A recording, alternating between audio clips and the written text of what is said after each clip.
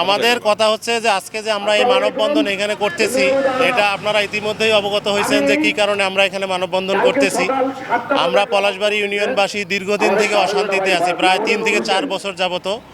এমনভাবে গরু চুরি হচ্ছে প্রতিটা ইউনিয়নে, বিশেষ করে পলাশবাড়িতে আমরা মানে গরুর দড়ি ছেড়ে দিলেই আমাদের গরু আমাদের হাতছাড়া হয়ে যাচ্ছে।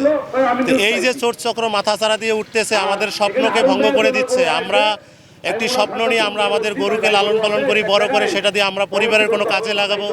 ইতিমধ্যে আপনারা সেই বক্তব্যের মধ্যে সেগুলো শুনতে পেরেছেন। তো এই চোর চক্র কীভাবে মাথাচাড়া দিয়ে উঠলো এবং এই চোর চক্রের পিছনে কারা ইন্ধনদাতা, কারা এদেরকে পরিচালিত করতেছে, এটা বড় একটি গ্রুপের কাজ নিশ্চয়ই। তা আমরা একটি চোর সেদিন ধরতে সক্ষম হয়েছি। এলাকাবাসী অত্যন্ত পরিশ্রম করেছে, সেদিন পরিশ্রম করার মাধ্যমে তারা একটি চোর ধরতে পেরেছিল এবং সে চোর এখন থানায় আছেন। 144 ধারায় সে জবানবন্দিও দিয়েছে। বিভিন্ন ধরনের চোর চক্রের নামও তিনি বলছেন, ওই চোর বলছে। যার কারণে এখন 5 দিন অতিবাহিত হয়ে যাওয়ার পরেও আমরা প্রশাসনের কোনো দৃষ্টিতে আনতে পারেনি যে তারা চোরের বিরুদ্ধে ব্যবস্থা গ্রহণ করেছে, কোনো অগ্রগতি তারা করতে পারে নাই। তা আমরা মানববন্ধনের মাধ্যমে তাদেরকে এটা জানিয়ে দিতে চাই যে আমরা একটি চোর ধরে দিয়েই আমরা বসে নেই।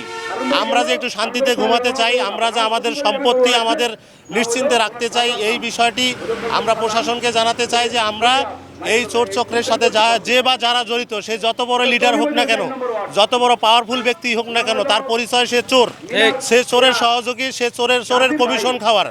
যার কারণে আমরা এই চোর চক্রের সুষ্ঠু তদন্তের সাপেক্ষে তাদেরকে আইনের আওতায় এনে তাদের সর্বোচ্চ শাস্তি নিশ্চিত করে আমরা একটি শান্তিপ্রিয় পলাশবাড়ি আমরা যেমন আল্লাহর কাছে দাবি করতেছি, সেভাবে এই চাওয়াটা, আমাদের এই দাবিটা যাতে এই প্রশাসনের মাধ্যমে আমাদের পূরণ হয়, আমাদের এইটাই চাওয়া। আমরা চাই একটি শান্তিপ্রিয় পলাশবাড়ি, আমরা চাই একটি চোর, মাদক, দুর্নীতি, জেনা, ইফটিজিং, চাঁদাবাজ মুক্ত একটি পলাশবাড়ি। ধন্যবাদ।